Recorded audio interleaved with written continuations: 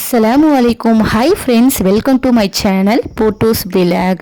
நீங்கள் எல்லோரும் எப்படி இருக்கீங்க? அல்ஹம்துலில்லாஹ், நான் ரொம்ப நல்லா இருக்கேங்க. இன்றைக்கி நம்ம வீடியோவில் என்ன பார்க்க போகிறோன்னா, கோழி ஈரல் கறி தாங்க பார்க்க போகிறோம். ரொம்ப அருமையாக ரொம்ப டேஸ்ட்டாக வந்துருந்துச்சிங்க. இதை நீங்களும் கண்டிப்பாக செஞ்சு பார்த்துட்டு எப்படி இருந்துச்சுன்னு எனக்கு கமெண்ட் பண்ணுங்கள். இது கோழி சில்லறைன்னு நாங்கள் எங்கள் ஊரில் கேட்டு வாங்குவோம். இந்த ஈரல் கறி பார்த்திங்கன்னா ரொம்ப அட்டகாசமான டேஸ்ட்டில் ரொம்ப அருமையாக யம்மியாக இருந்துச்சுங்க. சாப்பிட்றதுக்கு ரொம்ப டேஸ்ட்டாக இருந்துச்சு. வாங்குங்க வீடியோக்குள்ளே போகலாம்.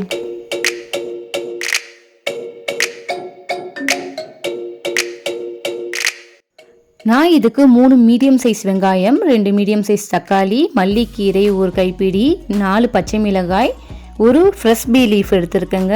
இதுக்கு நான் ஒரு 4 டேபிள் ஸ்பூன் அளவுக்கு இஞ்சி பூண்டு பேஸ்ட் எடுத்துருக்கேன்.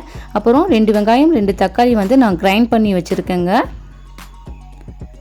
இப்போ ஒரு கடாய் அடுப்பில் வச்சு அதில் ஆயில் ஊற்றிக்கலாங்க.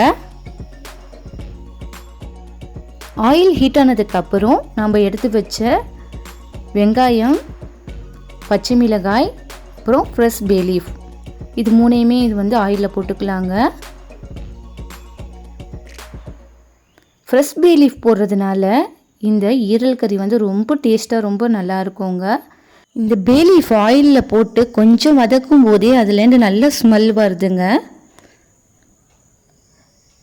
இப்போது வெங்காயம் வதங்கிறதுக்கு கொஞ்சமாக சால்ட் ஆட் பண்ணிக்கலாம். இந்த டைமில் நம்ம மல்லிக்கீரையில் சேர்த்துக்கலாங்க.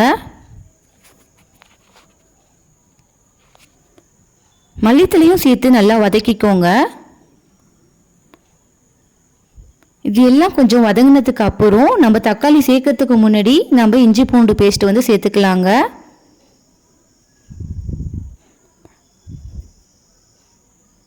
நான் இதுக்கு 3 ஸ்பூன் அளவுக்கு இஞ்சி பூண்டு பேஸ்ட் எடுத்திருக்கேன். இதே சேர்த்து நல்லா ஃப்ரை பண்ணிக்கலாம். இஞ்சி பூண்டு பேஸ்ட்டோட இந்த வாசம் ஸ்மெல் போகிற அளவுக்கு கொஞ்சம் நல்லா வதக்கிக்கலாங்க. இப்போ வதங்கிடுச்சு. இந்த டைமில் நம்ம தக்காளியை சேர்த்துக்கலாம். தக்காளியும் சேர்த்து நல்லா வதக்கிக்கோங்க. தக்காளி நல்லா வதங்கி வரணுங்க. இது எல்லாமே நல்லா வதங்கி வந்துருச்சுங்க. இப்போ நம்ம மசாலாலாம் ஆட் பண்ணிக்கலாம். நான் இதுக்கு 1/2 டேபிள் ஸ்பூன் மஞ்சள்தூள், 1/2 டேபிள் ஸ்பூன் பெப்பர் பொடி, 3 டேபிள் ஸ்பூன் மசாலா தூள், 1 டேபிள் ஸ்பூன் மிளகாய் தூள் சேர்த்துக்கலாம். உங்கள் காரத்துக்கு ஏற்றபடி நீங்கள் மிளகாய் தூள் சேர்த்துக்கோங்க. இந்த மசாலாலாம் சேர்த்ததுக்கப்புறம் ஆயிலே கொஞ்சம் நேரம் ஃப்ரை பண்ணிக்கோங்க. அப்போ தான் இந்த மசாலாவோட டேஸ்ட் ரொம்ப நல்லாயிருக்கும். இந்த டைமில் நம்ம கோழி சில்லறை சேர்த்துக்கலாம்.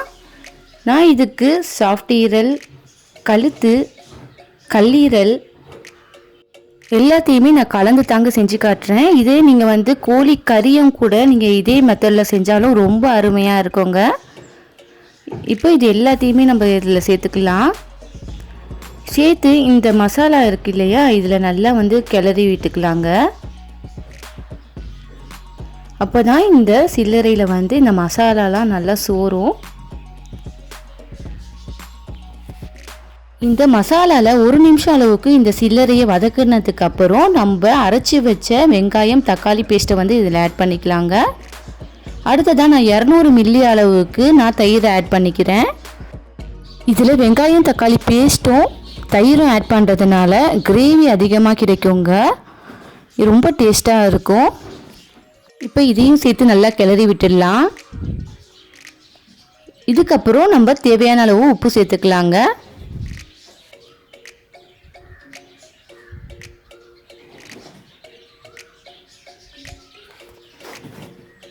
இதையும் சேர்த்து நல்லா கிளறிக்கோங்க.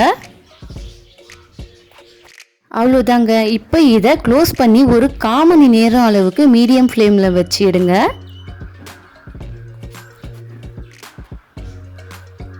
ரொம்ப நல்ல ஸ்மெல் வருது. இப்போ இதை ஓப்பன் பண்ணிடலாம்.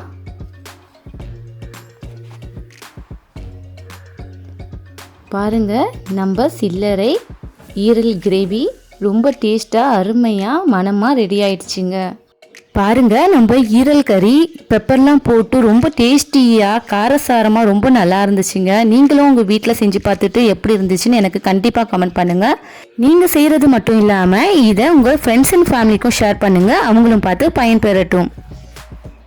தேங்க்ஸ் ஃபார் வாட்சிங். அஸ்ஸலாமு அலைக்கும் வரஹ்மத்துல்லாஹி பரகாத்துஹு.